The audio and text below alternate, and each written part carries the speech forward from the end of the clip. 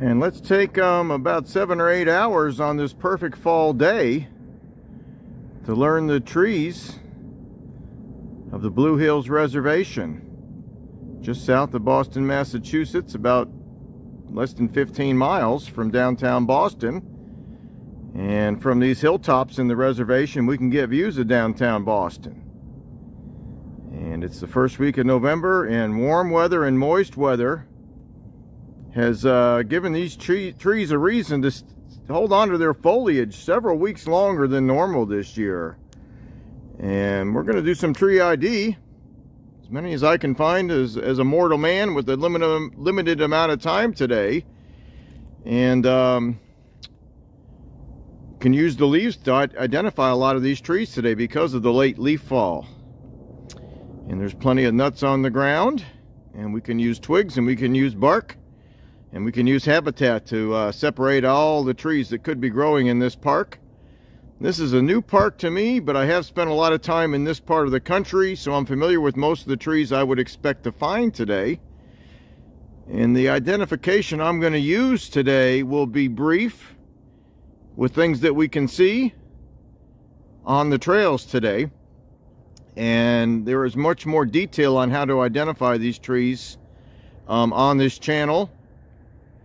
And those videos can be found on the channel. So we're on the east side of the park. This appears to be less popular for hiking from what I can see. This is a weekday, but it's perfect fall weather. And we're going to see how many we can put on the list of found trees today. I've already seen quite a few. On the first half mile of this hike, we're on what's called the Fox Hill Trail. And the oaks are very common in this area. We've got lots of thin soil here. And even though this is close to downtown Boston, the soil is so thin up here, it would have been difficult to develop this land. Thin soil, rocky soil, and it'd be hard to run utilities or dig foundations. So instead, this land has been left for public recreation and for a lot of animals and plants that need a place to survive. This is their place. And we'll get on to the tree ID in just a minute here, but being backlit by the sun here is our the still greenish turning brown leaves of the chestnut oak, and we'll get back to that in just a few minutes here. And we're just about 60-80 feet lower in elevation than the summit of Fox Hill, which is just 300 or 400 feet high. None of these hills are more than 600 feet high in the Blue Hills, but they give the feel of much larger mountains because of the thin soil and expansive views from some of the ledges. And I mentioned that chestnut oak tree. And one way we can tell chestnut oak year-round is by the deeply furrowed bark. And the furrows can be sometimes 3 or 4 inches deep. In this case, they're about as deep as the top half of my finger, so about 1 inch deep. But normally these furrows are much deeper and longer and more pronounced than any of the other oak trees. Occasionally the red oaks and the black oaks and the scarlet oaks can get this appearance, but this is one character trait of the chestnut oak that's consistent even on the smaller trees.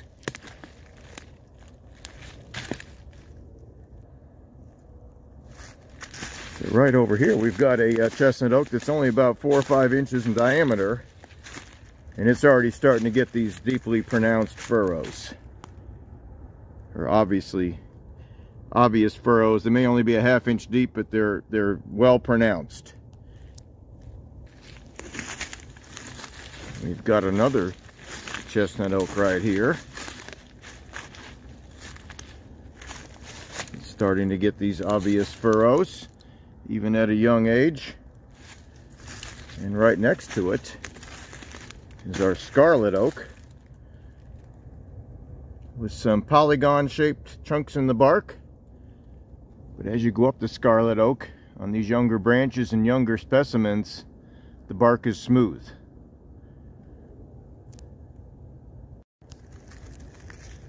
And the foliage of these chestnut oak trees is available till usually around the end of October for our observation, a little later this year. So it's a long leaf, 4 to 6 inches long, as big as my hand, and with a wavy edge. The chinkapin oak, which is also on this channel, does have a very similar leaf. Bark is not similar, and the nuts are not similar, and the habitat is not similar. Eastern Massachusetts, I'm not sure if chinkapin oak shows up around here. It's not on the range maps. I have seen it in western Connecticut in the limestone valleys between the mountains, where it prefers the alkaline soil. So if it's growing here, it's not being mapped by any of the forestry people that map tree distribution. These chestnut oak tree leaves are available year-round to use for identification, because they do not decay quickly at all. What you're seeing on the ground is probably some of this year's leaves, but they will retain this shape and color well into the growing season. As the summer goes on, they do decay, but it takes a while for most oak leaves to decay.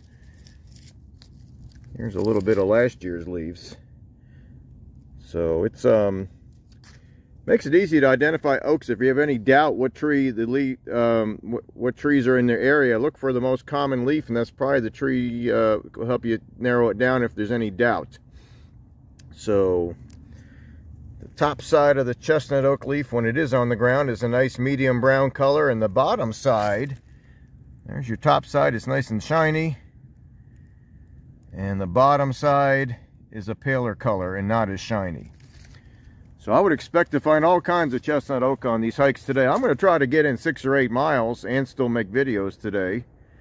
And I expect that to be one of the more common trees on these areas of thin soil near the tops of these blue hills. And we can revisit the chestnut oak many times on this hike today. We can find some larger examples, I would expect to, with really deeply furrowed bark. And the acorns, these trees do develop acorns every year. So any oak tree that has a lighter colored heartwood, which would be the white oak subgenus. So we're not just talking about trees with the name white oak, but any tree that is considered a white oak by the color of the heartwood will develop acorns every year. And the trees that have a pinkish heartwood, or red oak, again, we're not talking about trees just with the name common name red oak, but also the scarlet and black oaks develop acorns every other year, or sometimes less than that. The tree I just put on this channel, as we're climbing up this hill here, we go from an area with fairly even shade and just small little patches of sun. Not much sun for a bare oak to survive. So we're climbing this Fox Hill. The soil's getting thinner, and as we get near the summit, the canopy opens up. Instead of just having some getting through, we get to the point where it's enough sun for the bare oak to really prosper. Bare oak is in the red oak group, and most of the trees in the red oak group have pointy lobes, or points on the end of the lobes, so pointy tips. And most of them do not get acorns every year. Matter of fact, they get them every other year. And from what I've read, this bare oak can wait for every 3rd year to get acorns. And this must be an off year, because of all the hiking I've done this fall, I haven't seen any acorns on any bare oak anywhere I've been. But it has these diminutive leaves, a couple inches long, and again with little points on the end of each lobe.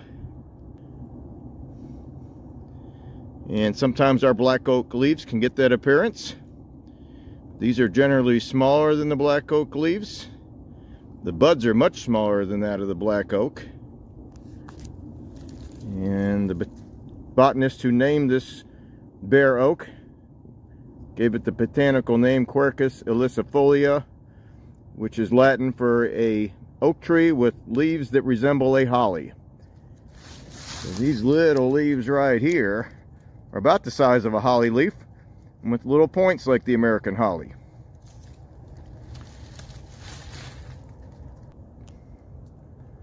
So as we hiked down this trail and we found a few bare oaks, let's turn over to this area with ledge, getting full sun. And what we have here is a miniature forest of bare oak. So where the soil is too thin for the chestnut oak to take root, we have a forest of bare oak that's mostly in the shrub form. They can get 15-20 feet high, but they usually don't. Some of the ones I put on this channel a few weeks ago were growing in sand deposits where there was just enough nutrients available and sun available for them to get 15-20 feet high. This one here is maybe 6 or 8 feet high, and that's about as much as they can usually do when they're growing on a bedrock ledge here. And the way that they can get their nutrients on a bedrock ledge is they have a taproot that goes down between the cracks in the rock and can extract nutrients and water when it's not available at the surface. And it also allows the bare oak to be able to survive during a brush fire. If the top of the tree burns off, the taproot will survive and send up sprouts.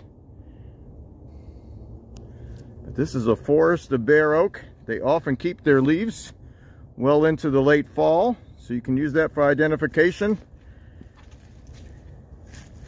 And the leaves are much smaller than that of most oaks, and the tree is more of a shrub form on these open ledges, and common in southeast and eastern New England. The geology of this area often creates these knobs and small mountains with very thin soil, and that's perfect habitat for the bare oak. And just a few hundred feet from that open ledge with the bare oak miniature forest, we're back in the deeper shade of these chestnut and scarlet oaks. We'll concentrate on the chestnut oak for a few more minutes, then we'll switch gears to scarlet, white, and black oaks, and northern red, and whatever else we can find. Here's our deeply furrowed bark. This guy's been around a little longer, and these furrows are at least 2 inches deep on this tree. Now, cottonwood trees and big-tooth aspens can get deep furrows like this. Normally, the habitat for the cottonwood would not overlap with that of the chestnut oak.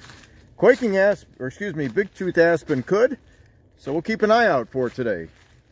So I always try to give you examples of trees that could confuse you with the tree we're trying to learn. But there's our chestnut oak, and it gets nuts every year.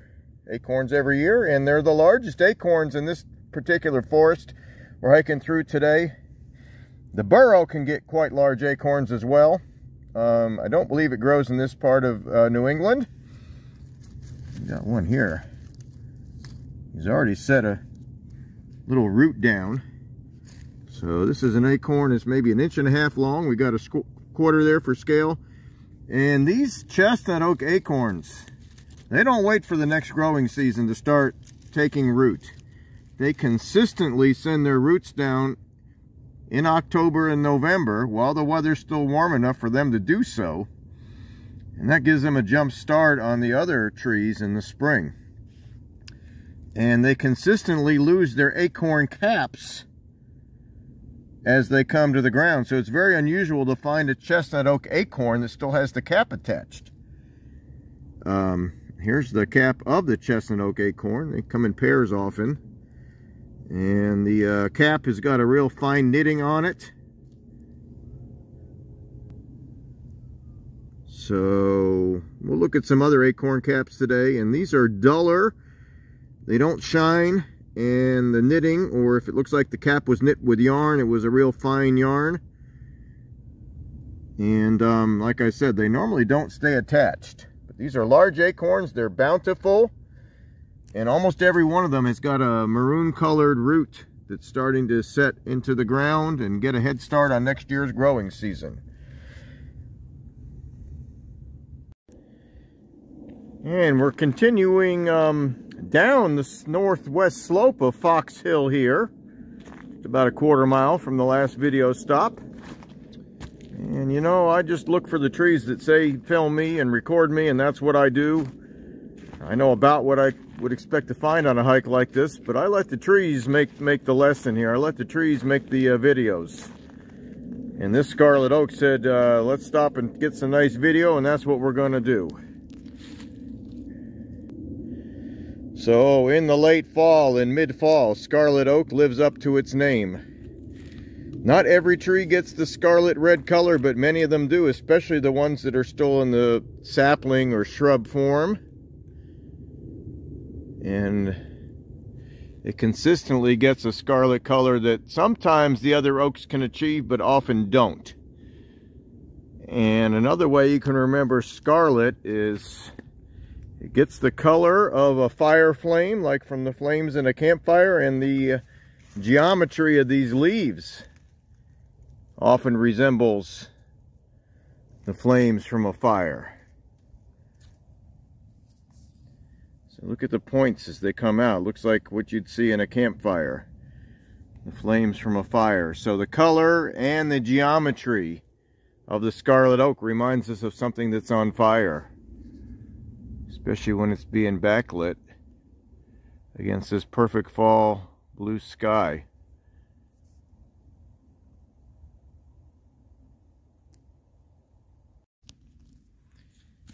And coming down off the very thin soil of that Fox Hill, we're into the type of woods you would often find in New England. Stony, but not bare rock consistently, but there's tons of boulders back here. And let's take a look at some other trees. Again, the trees make the lesson here, folks. Find ones that look real pretty and give us good video for teaching, and we'll use it.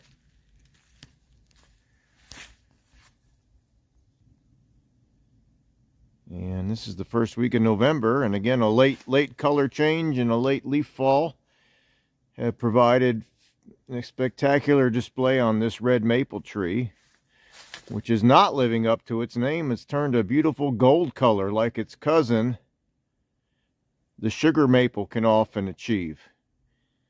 We'll be on the lookout for sugar maple as the day goes on. But the notches between the lobes of this red maple are V-shaped, and the lobes have little notches along the way.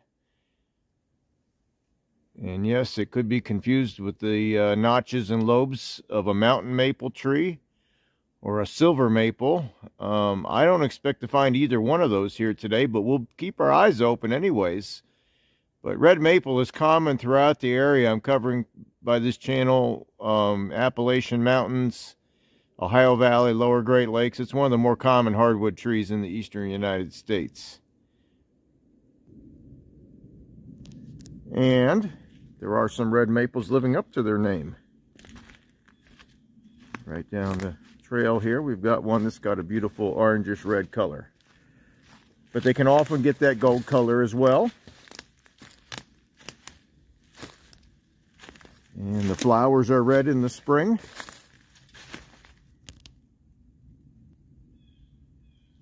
And the buds are red. And the stems are red. So the name red maple is not just the color of the foliage. But certainly that is one color that it often achieves. And when it achieves it to its potential, it's spectacular.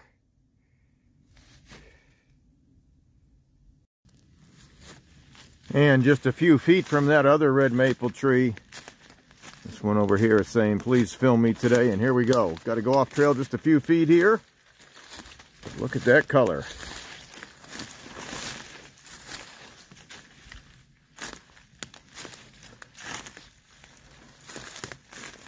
This is a red maple living up to its full potential for color.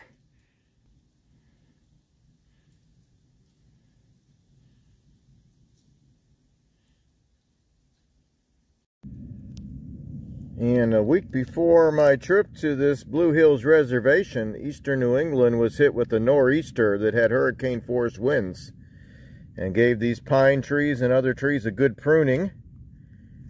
I would expect to find several varieties of pine on this hike today, and probably the most common, at least at the lower to mid elevations of these Blue Hills, would be the white pine. Got one right here by the trail here, and just to continue on with this red maple, this is an understory of red maple, kind of growing up underneath these chestnut oaks, scarlet oaks, and white pines. So the fall color show is late but incredible this year. And when the leaves have fallen and the woods are looking a little gray and the sky is gray, our evergreens give us some nice contrast. These white pine trees are common in New England. They're soft to the touch. And the needles, if you closely inspect them, have a little white line on one side of them. So ours, where the name white pine comes from. And the needles come in bundles of 5.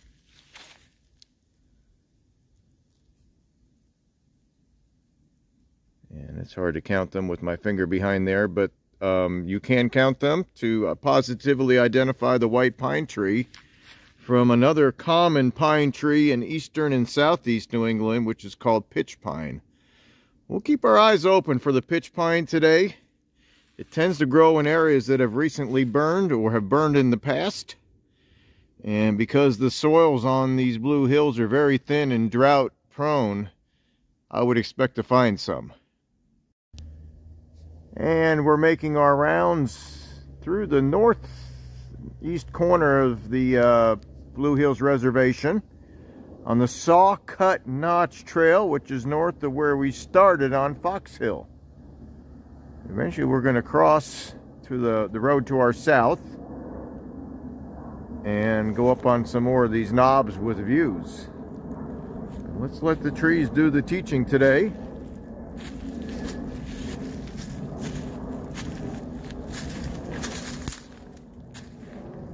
Being backlit by this beautiful November sun,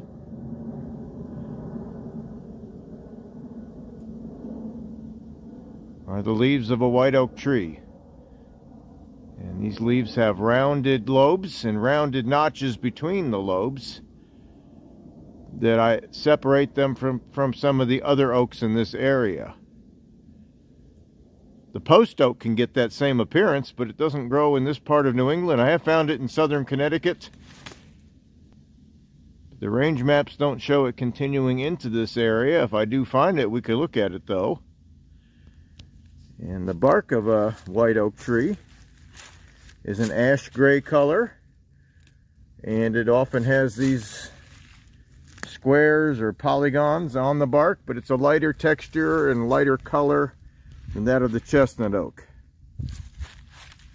Here's a larger white oak right here, and it can get furrows on the bark as well. So the furrows alone could confuse you with the other oak trees, but the shade of the bark is lighter and the leaves are different.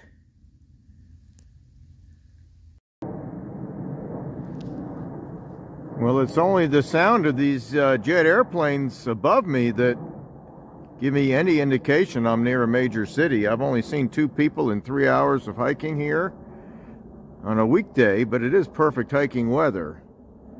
So I'm sure the other trails in this park must get more use, but this one appears to be quite secluded. And we're still on the Saw Cut Notch Trail. And here's a tree I did find growing near that bare oak and chestnut oak at the summit of Fox Hill. And it was kind of in a scrub form, and I wanted to wait till I found a better example for teaching. But this pignut hickory can tolerate very challenging growing conditions when needed. But it can also grow in a mixed hardwood forest and get to a large, more prosperous size. And that's what we've got here. This tree's still getting started, and it's got that beautiful gold color this time of year. Pignut hickory consistently has 5 leaflets. It's a compound leaf with 5 leaflets, and our shagbark hickory can get that. It usually has 5 leaflets as well. pignut hickory leaves are consistently much smaller than that of the shagbark hickory. I can't get my hand in there for scale, but what I'm looking at right here is about the size of an adult hand. And the shagbark hickory leaves are often much larger than that. And the shagbark hickory often gets the shaggy bark. And the pignut hickory can get a shaggy bark when it gets older, but at this size, 6 inches around, it is evenly furrowed but not shaggy.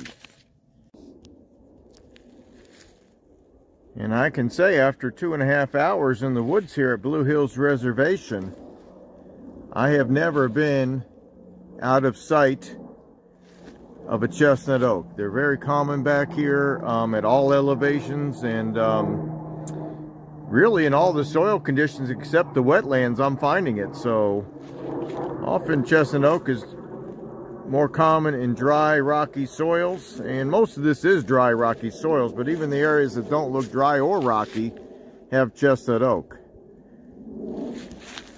One tree that tends to be more common in the less rocky soils and the less droughty soils, the soils that are a little more forgiving, is our northern red oak. Boy, the sun sure makes it easy to learn these leaves today. So our northern red oak has pointed lobes, little points at the end, just like the scarlet oak, but the notches do not come as deep. Only just maybe about a quarter way down into the leaf. It's got some really neat looking acorns as well. Let's wait till we find some. But often the northern red oak is the last oak to turn, and is green when the other ones have already gotten their fall colors. And while heading south on what's called the headquarters path, we're coming to an area with a consistently moist soil, which is a requirement for one of the 2 birches I've found here today so far, and that is our yellow birch. And yes, it does have a bronzish yellow color on these roots and on the bark of the younger trees. This one's about 8 inches around. And just like the other birches, it has horizontal lines on the bark. These are about a couple inches long on this tree here, and it consistently peels in these nice little furrows on the younger yellow birch trees. I did a little segment a couple months ago on barking up relic trees, I think was the name of it, in upstate New York, where the yellow birch trees have never been cut, and some of them look much different than this when they've been around a few hundred years. But this is how we often find yellow birch in a younger form, growing in soils that are consistently moist. And in this park, that's probably only going to be right along the immediate banks of these streams. From what I can see, the rest of this park has very thin soil that would dry out quickly and not be conducive to a yellow birch. But if you get up in the interior New England, yellow birch is common on almost all the mountainsides, except the ones that face straight into the sun. And there's a little bit more of it here. And while we're speaking of birches, we got some black birch growing right here too. So yellow birch here, 6-inch diameter, curled and furrowed bark. Similar color is our black birch, with bark that does not curl or furrow, but has an even texture with little horizontal lines that are much smaller. And our black birch does not reach the great size that the yellow birch can reach, but in areas where it can dominate and not be outcompeted, it can get quite large. I've found it growing on some of the talus slopes in the Appalachian Mountains in central Pennsylvania, and on the talus slopes in Connecticut, where it can get quite large and it gets a blocky appearance in the bark at that age. And our birches were one of the earlier trees to turn color and lose their leaves this fall, so we don't have much to work with right now except for the bark. But the bark of these 2 trees is easy to tell apart. And the red maples with their variable color, from gold to orange to crimson red, continue on through this forest, as do the white pines. And far above us is a scarlet oak. And in the mix of these trees, we've got a survivor from a past civilization. This is our American chestnut, which is not completely extinct, but it is hard to find a large tree in most areas where you go hiking. But I usually see a few of them on each hike I do. And we've got our leaves here that could resemble a beech leaf, except they're much longer.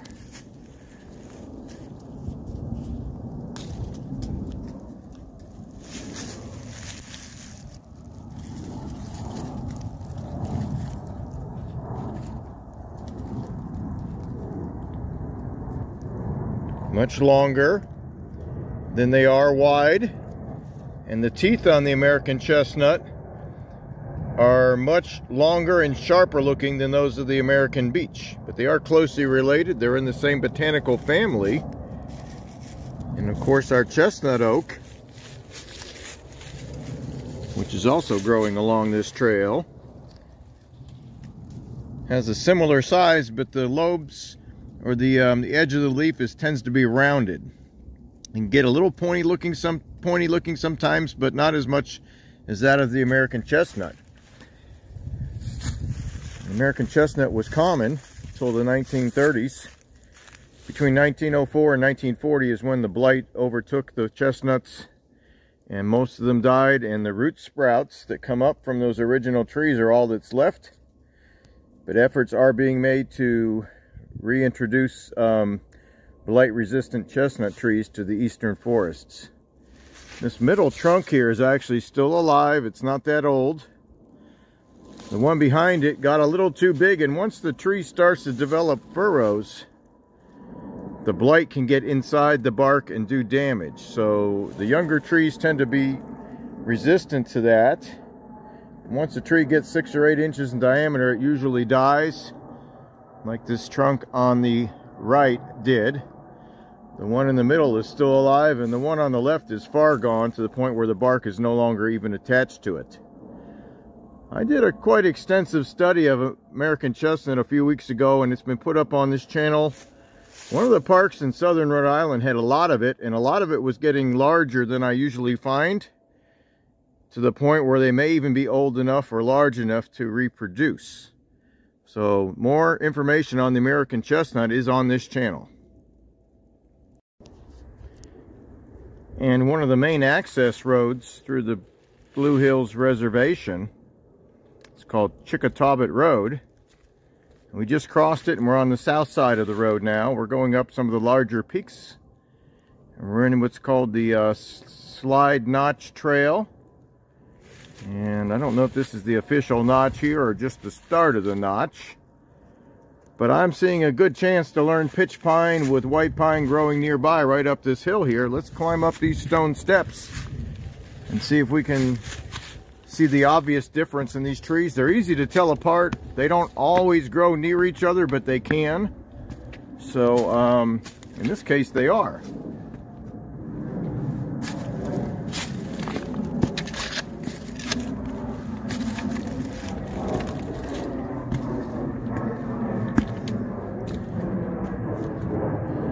We got our soft green appearance of these white pines. I'm standing underneath one right now, and there's some in the background as well.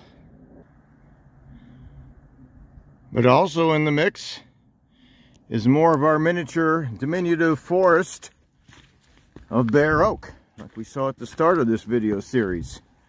So this is thin soil, prone to brush fires. The soil would not hold its moisture well during dry spells. And that often determines what plants can grow where, and also the minimum temperature for the year.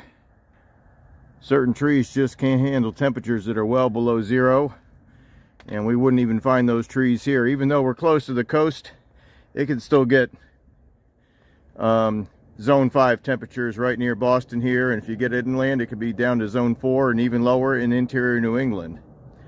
Let's pause for a minute. I mentioned that the bare oaks weren't bearing fruit this year. Well, they hadn't anywhere I'd been hiking, but here's one that has. So everything on a bare oak is smaller than its cousins, the Scarlet Oak, the Chestnut Oak, the Black Oak, and the Northern Red Oak. There's my thumb for scale, my thumbnail for scale. That's not even a ½ inch long on that little bare oak acorn. And from what I've read,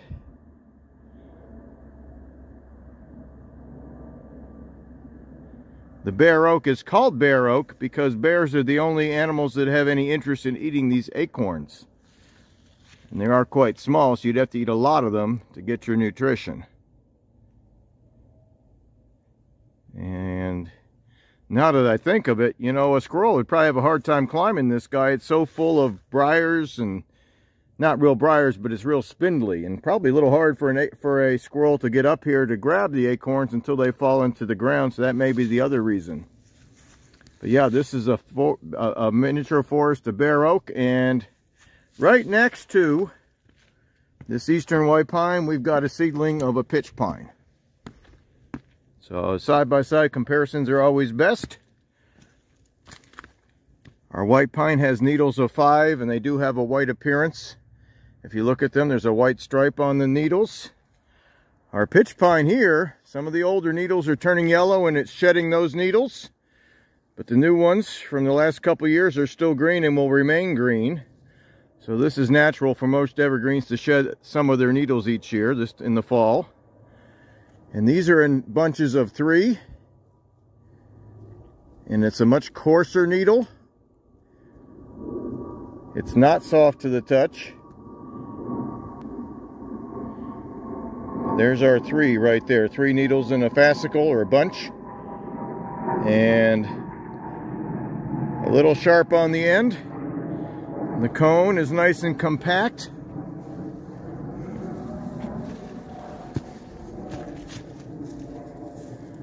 With some little barbs on the end.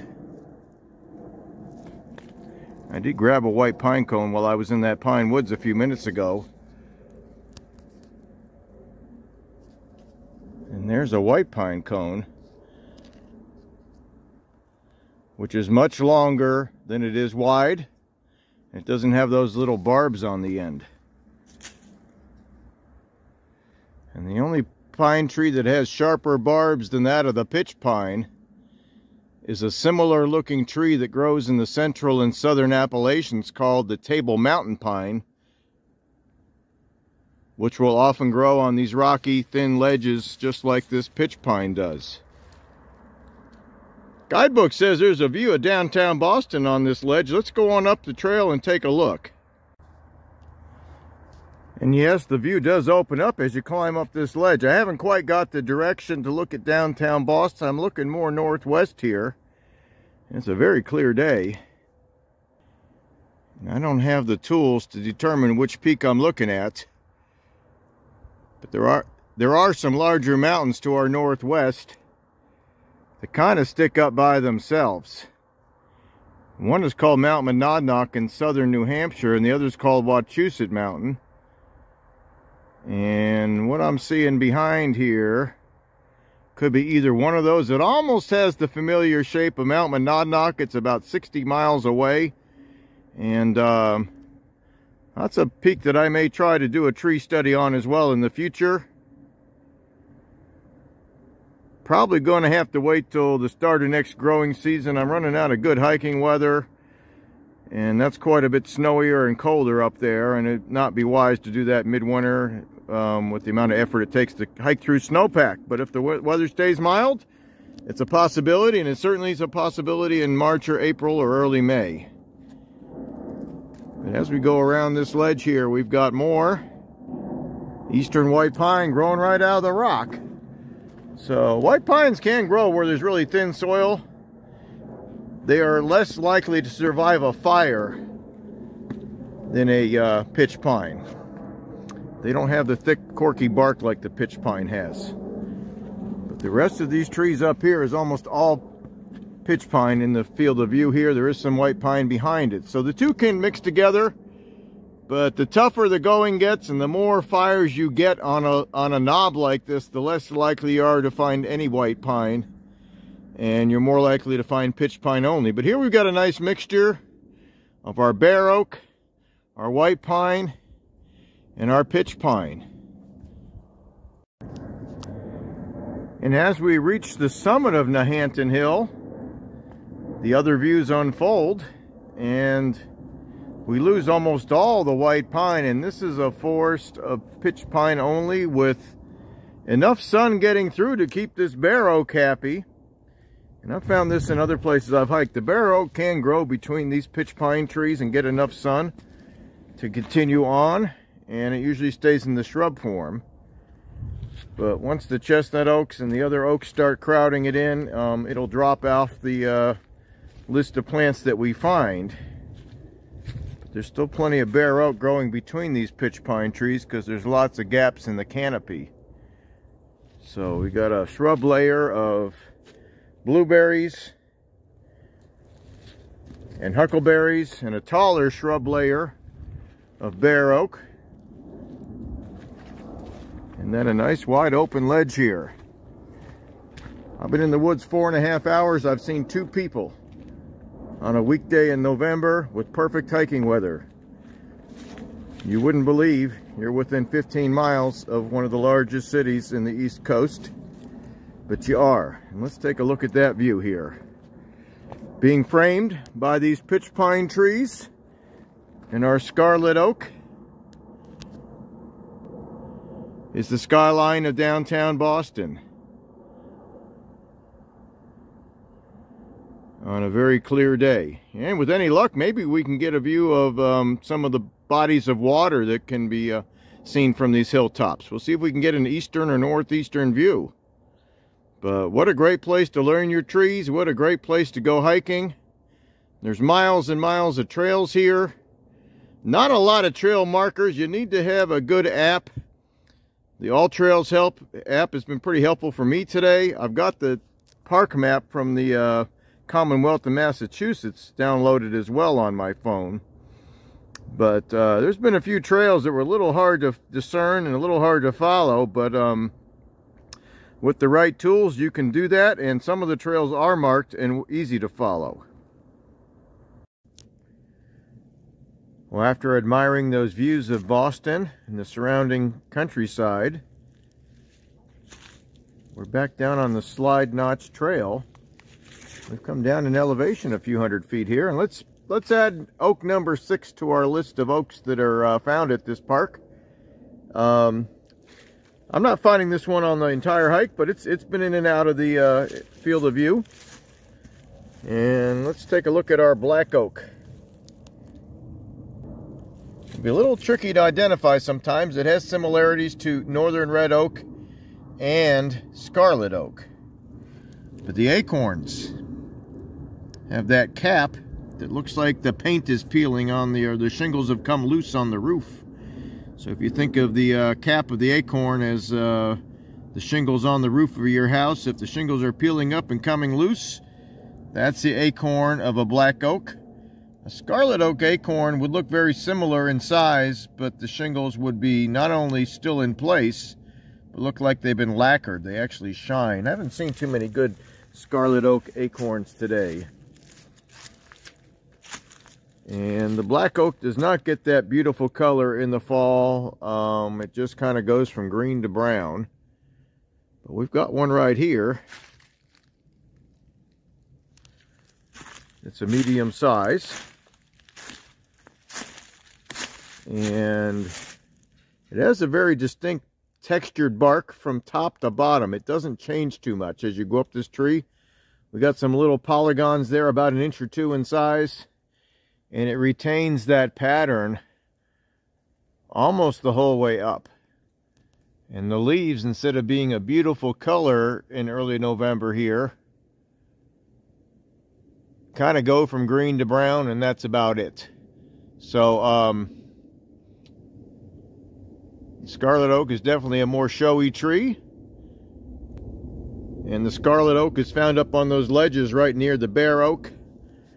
And the black oak seems to be a little bit more demanding on what it needs from Mother Nature, and is less likely to be found on those extremely sandy or extremely open ledges, and is more likely to be found in a mixed hardwood forest like we're in right here, with a little more moisture, a little bit more soil to work with. And but still a very common tree in the area covered by this channel. And we're getting close to the finish of this all-day adventure, looking for different trees at the Blue Hills Reservation, just south of Boston, Massachusetts. I'm going to put the official end to this video today with one more birch and a nice view right down the trail. And this whitish looking birch is a short-lived tree. This is our gray birch, which can have white bark. Sometimes it's a little more living up to its name with the gray color.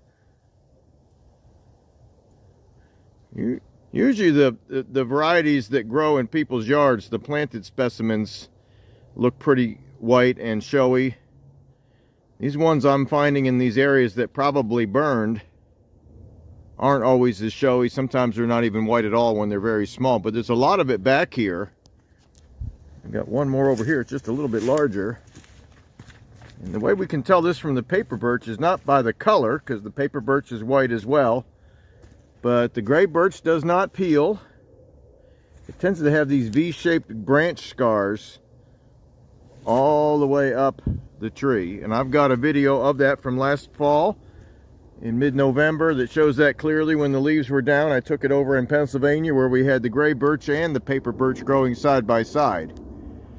But the leaves of this gray birch are more arrowhead shaped, and the leaves of the paper birch are more oval or heart shaped. So don't have a paper birch to compare with today, but I do have that in that other video on this channel. And every tree species I've introduced on this channel, I've got more detail on how to tell them apart, summer and winter, on this channel. I have different playlists for oaks and hickories and maples and even magnolias. If you have time to hike in the central and southern Appalachians, they're quite common south of here. And let's enjoy this final view. This is called the Skyline Trail. We're heading back towards Chickatawbit Road. And there's many different places to park on Chickatawbit Road. And I parked near one of the water supply reservoirs. It was a small parking lot, but had no trouble getting a spot. Meanwhile, our miniature forest of bare oak is found along this trail. Sometimes it's quite impressive. The trees are actually 15 feet high, and it looks like literally looks like a miniature forest of bare oak. A little bit more gray birch right here. And I heard from one of the other hikers that this ledge had the best view of Boston Harbor. So let's take a look at this, and then we'll wrap things up for the afternoon.